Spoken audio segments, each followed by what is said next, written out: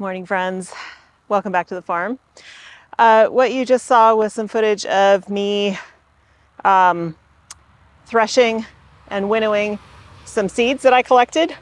We collected marigold, sunflower, daucus, and dahlia, but none of the dahlia seeds were viable. So I'm going to try again today. There are plenty of dried seed heads waiting to be picked, and we're about to get rain, hopefully, this weekend. So I definitely want to pick them before that because that way it won't take as long for them to dry. But I figured what I would do right now is while I am transplanting some the ranunculus, it's looking great. I did most of this row 2 days ago, but then had another health issue yesterday that took me to the doctor, and today I'm feeling a little bit better. So just to catch you up on what's going on with all of that, the doctors are pretty sure at this point, based on what's been happening, that it's some weird version of shingles that does not involve the rash. Yesterday morning I woke up in the middle of, like 3 a.m. with a lot of eye pain, like my right eyeball hurt. It was aching. It was not my lids. I got out, I checked it, I did a warm compress.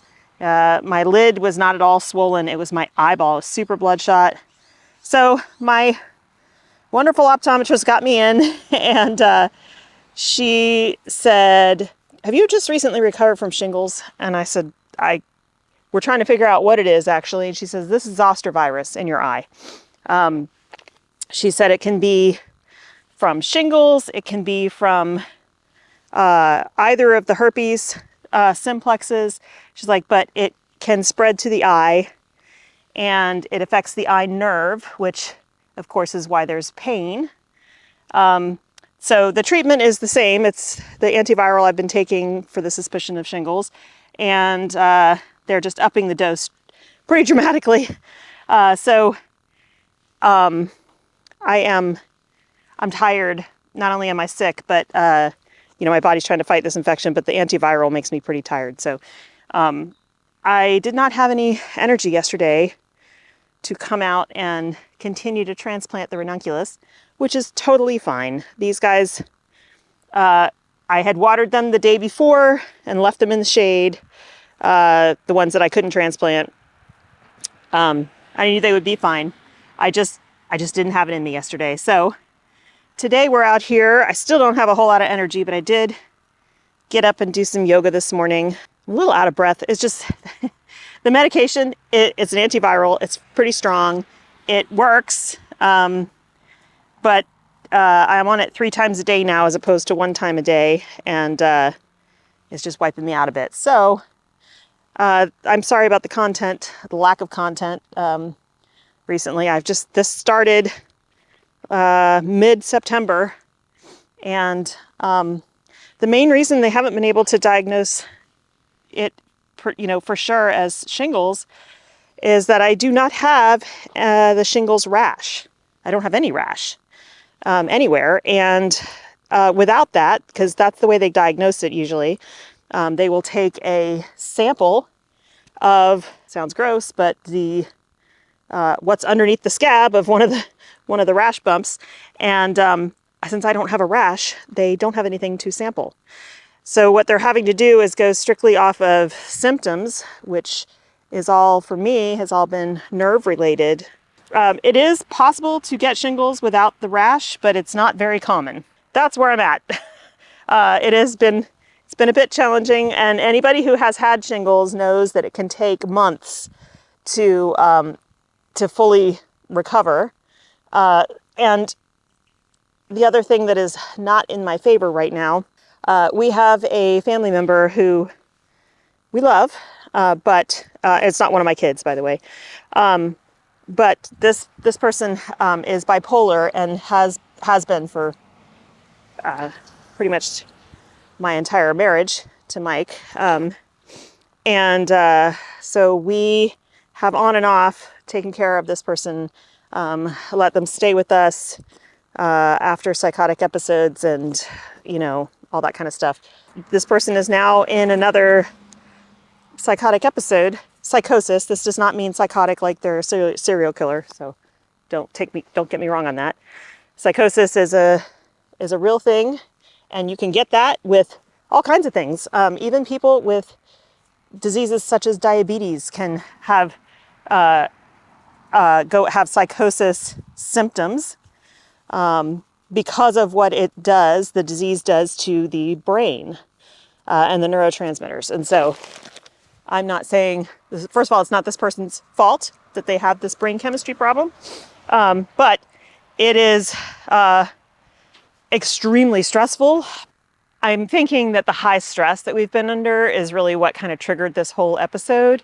And I'm doing my best. I'm trying to eat well, but as you know, when you are super stressed and just highly anxious, you crave comfort foods, you're not sleeping well, like exercise falls by the wayside. So that's all wrapped up in it. And both Mike and I are struggling with that right now. That's where I've been at. So that's why I've been sick and I haven't had a whole lot of content to bring to you guys. But I'm trying to move forward. This morning, I noticed that even though the irrigation was on up at the spigot, there was nothing coming out here. So I had to walk the 1,200 feet to find it. And it was very easy. One of the connectors had come undone and it was gushing there. So that was fine. It was an easy fix. I didn't have to cut anything. I just reconnected it. And now we've got water flowing, which is great. Because all of these seedlings that I transplanted have been sitting out here with no water for days. And I assumed that it was running, and I kept turning it on every time I would transplant. I would leave and turn it on, but it wasn't making it to the plants. So I think we're going to be in a much better situation now that I've got actual water going to them. Because the bigger problem is, because this has sat here for so many days without water, it is very hydrophobic. So this water that's running right now is just kind of dribbling on the surface, not really soaking in. But it's going to rain, and it'll be a slow, steady rain for a day. And so even if we don't get a lot of accumulation, that will soak in and it will, it'll help here. So I also will go, after I'm done here, go set up the timer to run for probably an hour on this slow, steady drip. And then it will start to soak in just by nature of sitting on the surface. All of these seedlings will do great. Also, my corm order, ranunculus, and I thought it was just ranunculus that I ordered, but apparently anemones too. I've never grown anemones. I'm super excited. These all came from Nicole at Flower Hill Farm. They arrived yesterday and I got, or day before maybe, I soaked them and I put them in a tray just like these, and they are now in the greenhouse, pre-sprouting. And I'm excited about the anemones. I've never grown them. I've thought about it multiple times, but just kind of never did it. But I really wanted to support Nicole and her business, and it was nice to be able to get, oh, baby lizard, he's so tiny. It was nice to be able to get a small amount, so only 50 of them. It's kind of hard to get small amounts like that from the bigger suppliers. And so this was really nice. Not only could I support a small business, but I didn't have to start with hundreds of corms, because if I don't enjoy growing them, or if they don't work for me here in my climate, then that would have been a big waste of money. So yeah, it's all good. So after the ranunculus go in, we are pretty good, pretty well set until first week of November, when the tulips arrive, and then I have to get all those guys in the ground. Still trying to decide what I'm going to do about that. I think it is going to end up being crates. I can keep track of them out here. And I don't even have to rig irrigation to them, because we'll get enough water. And if not, I can just water them with a watering can, the crates. Yeah, I think it is just going to be crates out here. It's easier for me to monitor, and I won't have to worry so much about rats eating them as soon as they start to sprout, because that would definitely happen at home. I had to replant all of the garlic because the rats ate the garlic. That has never happened before. And actually, what was interesting is because I noticed they were digging in that bed, and I was like, ah. But I was like, okay, I can't deal with this right now, so I'll come back to it. Thankfully, my local garden center had ordered seed garlic, and it came in, and then I was able to replant. We had plenty of time, so it's not like I'm running behind to plant the garlic. And what I noticed when I started replanting was they weren't eating the corms, they were just digging them up. And I think probably they thought, oh, maybe this is food. They dug it up, took a bite, and were like, yeah, no. And then they didn't eat it. I even find that with squirrels too. If they dig things up like garlic, they'll take a bite and then realize they don't like it, and then they'll just leave it on the surface. And so since I've replanted, I thought about covering it, but again, I wasn't well that day, and so I was like, I'm just gonna get it in the ground. I covered everything with straw like I did before, and they haven't touched it. I think they realize that garlic is not tasty, and so they're not gonna go after it. But otherwise, there's nothing else really in the garden for them to eat that isn't under protection, which is still holding. So I'm really happy about that. All the cages are still working. And I've actually been sharing that with a bunch of people on the internet who are also having problems with rodents, not just rats, but raccoons. They can be super damaging, come through and they just tear things up. They're bigger animals, and so they do more damage.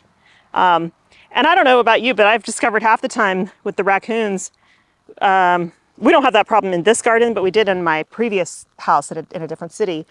They would just kind of tear things up, not really eat anything. Sometimes they would take a couple bites of tomatoes, but leave the rest of the plant there. Like take a bite off of one tomato, you know, and so you lose that tomato, and then they do it to the next one and the next one, and but not actually eat the whole thing.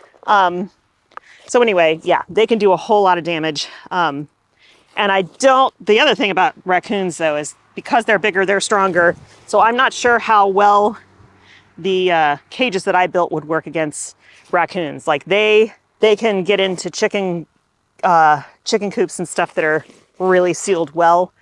They're just very dexterous. They have those cute little hands, all 5 fingers, and they're very good at getting into where you don't want them to be. So I feel really bad for my fellow gardeners who have just lost their entire fall crop and are running up against time. You know, like it's getting too late to plant for even people in my zone, in 9B. Like, you know, if you're in a lower zone than that, you kind of already needed to have planted. There's no guarantee that you'll get enough growth before winter sets in. That's the catch up for the front garden. And Buffy, I've already got one there. I did get new vitamins for her. And I had a dream the other night that I walked out into the garage and she was walking around the garage, and I was super excited. I mean, she's not out, like she can't get out of her cage to walk around. But in the dream, I was so happy because I was like, finally, she's feeling good. And so we're not at that point yet, but she was standing up when I went out there this morning. And Mike is going to be working in the garage all day, doing some reorganization and stuff. And you know, she's chatty. She like coos and stuff, and he's been talking to her. So I think that'll be good for her. Because the other problem that we're potentially going to run into here, the longer it takes for her to get better, is that chickens, because they are flock animals, do not do well alone after a while. They get depressed. And a lot of chicken keepers will tell you that, you know, when they have one chicken left, they usually want to rehome it or get more chickens because they get depressed and they stop really wanting to live. And so I don't want to reach that point with her. And that's what I'm worried about, because the longer this carries on, the more that risk exists. So I am trying to spend some time with her, but I'm not a chicken. She needs to be with her own kind. I have considered putting her back into the run in her cage, But I think that would be stressful right now for her. I don't think that is the right time. I think she needs to be well before we do that. So yeah, that's where I'm at with the chicken. Okay, this is Tecolote Picoti. We only have a little bit of space at the front there, so I'm not going to put anything else there. Now I just need to get this final tray in way down there at the beginning of that bed, and then we'll see what else we have on tap for the day.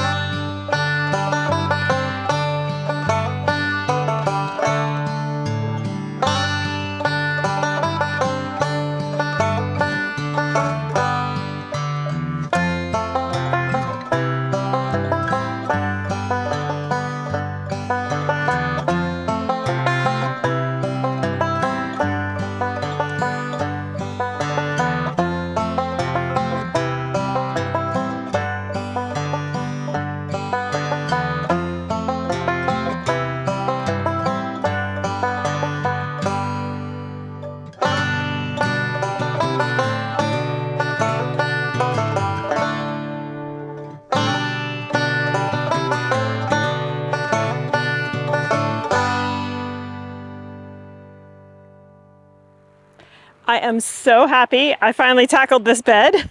I've been meaning to do it for weeks. So this is the pollinator patch here at the farm.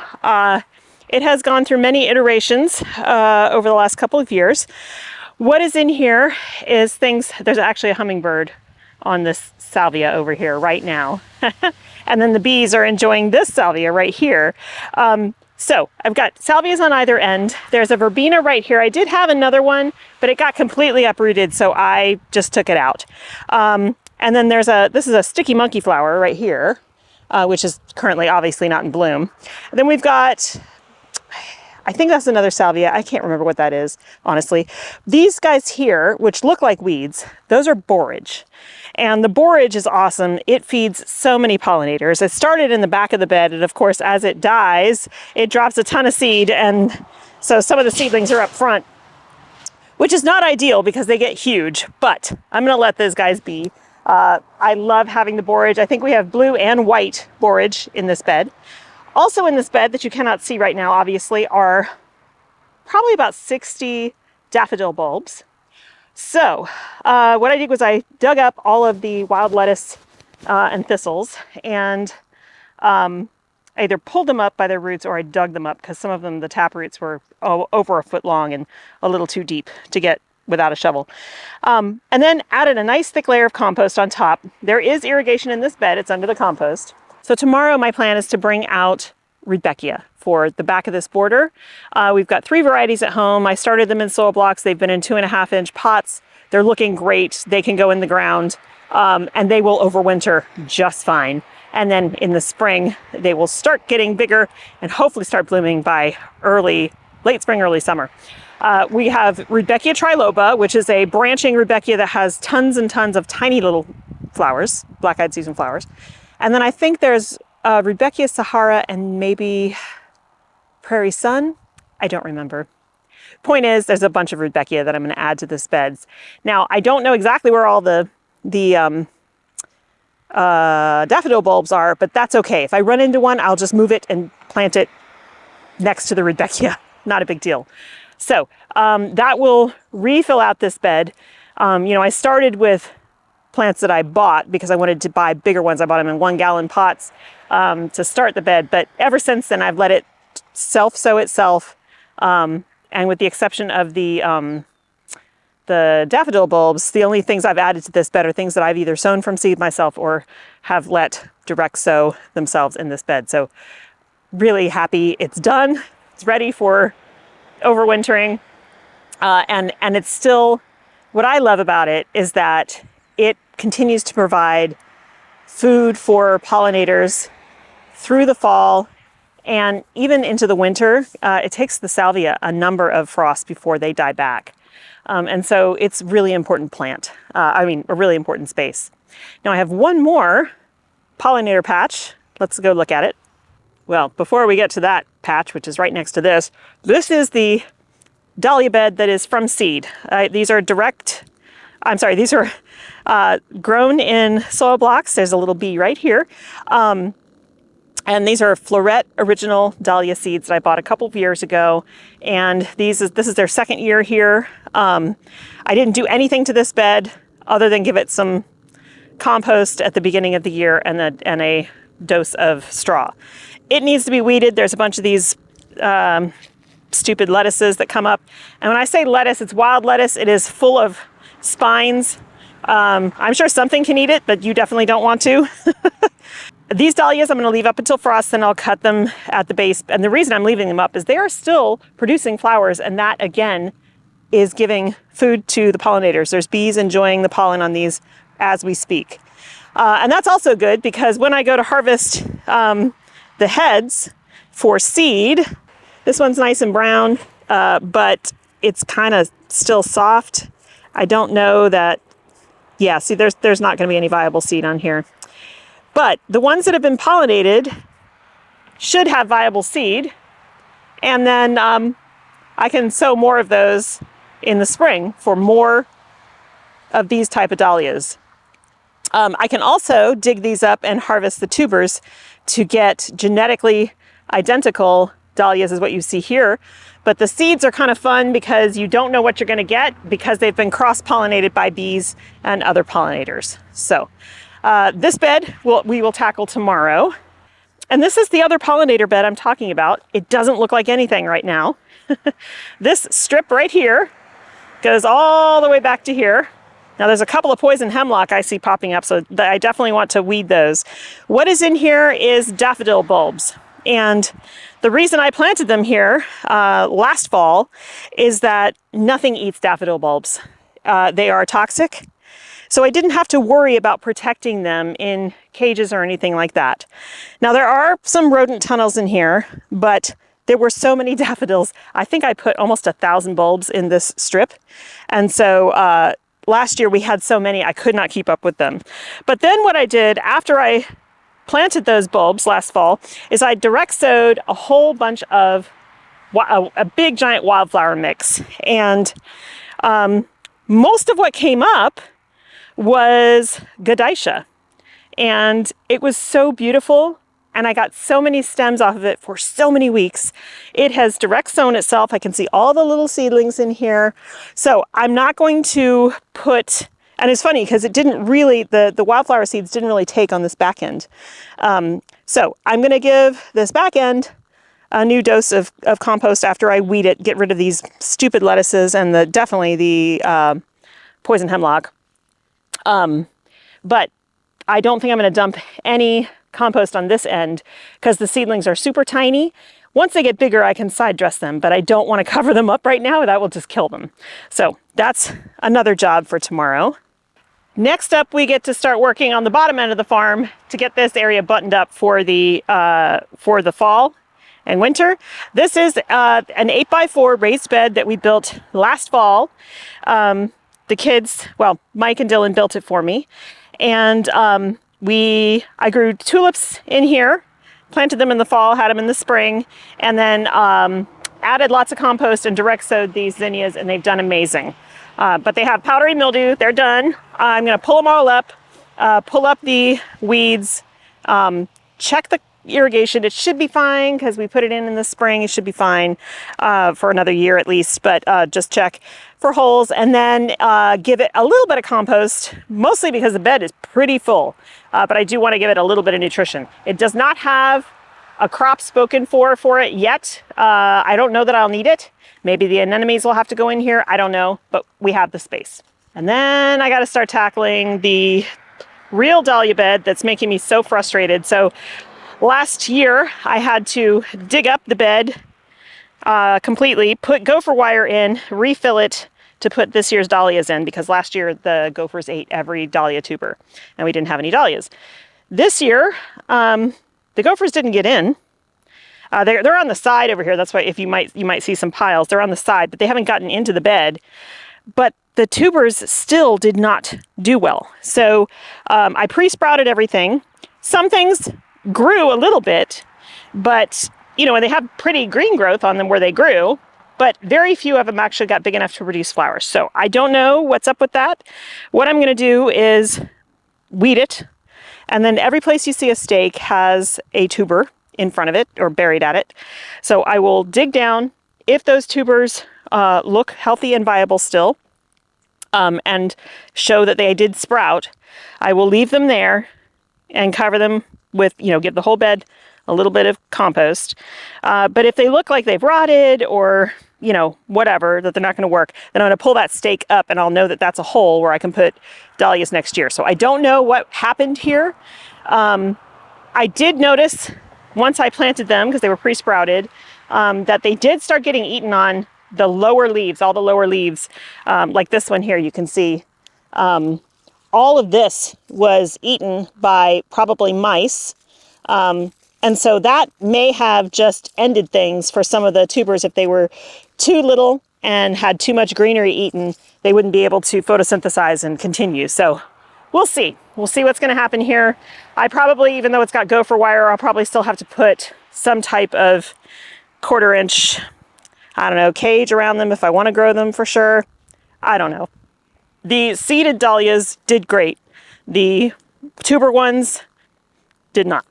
Okay, and then it's the sweet pea bed that I have to take care of. This one is great. They did amazing. I cut from these for months, but obviously I need to pull it all down. I left it like this so that they would drop their seeds and they will re-sow themselves next year.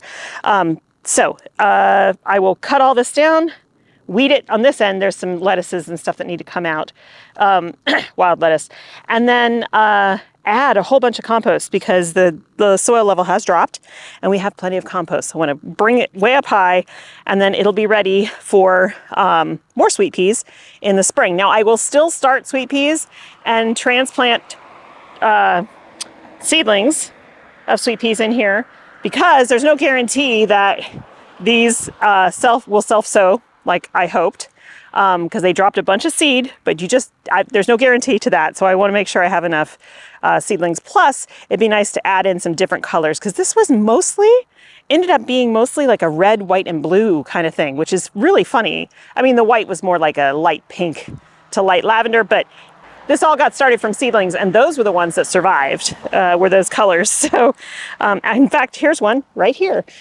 It's coming up right here. So, what I'm hoping is that they also dropped a bunch of seed behind and that it will grow behind the fence as well, the trellis as well, because that will crowd out all those nasty wild lettuces and thistles and stuff.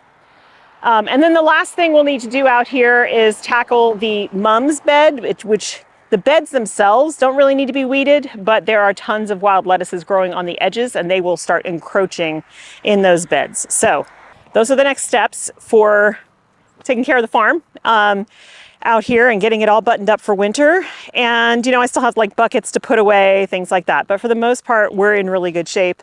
I do, like I've said before, still have tulips coming, which we'll have to set up in our crates, and a whole bunch of plugs coming the first week of December, which are larkspur, snapdragons, 2 varieties of snapdragons, and I can't remember the fourth thing. So those will get transplanted, but there's plenty of bed space for that. So in the meantime, all I need to do is make sure everything has enough water, is protected from the mice. And I have only been noticing predation on the edges of the beds that are right next to like you know, the wild lettuces and stuff like that are right next to the fences because that's where there's cover. In general, the mice, the rats are a little more brazen, but the mice, they really don't want to be running around in the open where they can get picked off by a bird or a raptor. So I find that they don't really bother the beds that are in the middle where there's no cover for them to hide. Even if they have holes, I notice that they only pop out of the hole and eat what's right outside the hole so they can immediately run back inside. So I'm not really seeing any predation, even though I've got everything covered. I'm not seeing any predation on any of the stuff that we've planted other than the Amimagus that was on the edge. So, all right. I think that's going to be it for me today, you guys. Tomorrow, like I said, we'll come out and do some of those chores. Coming up, we also have, I have a whole bunch of pansies and violas that I would like to get in to my oldest strawberry tower. I don't use it to grow strawberries anymore, but for the holidays, I think it would be really nice for the autumn and moving into the winter, because they will overwinter for me, unless we get super, super, super cold. So, okay, thanks so much for hanging out. I hope that my earlier discussions about what was going on in my life did make you uncomfortable. It's life, and that is why I haven't been here as much. We're doing okay. We're going to do our best for our family member. We love this person very much, and we're going to do everything we can to help them. But also while relying on the social services and professionals that know much better than us how to do this job. So that's it. Thanks so much for hanging out. I hope you have a wonderful time in your garden, and I will see you in the next one. Take care. Bye.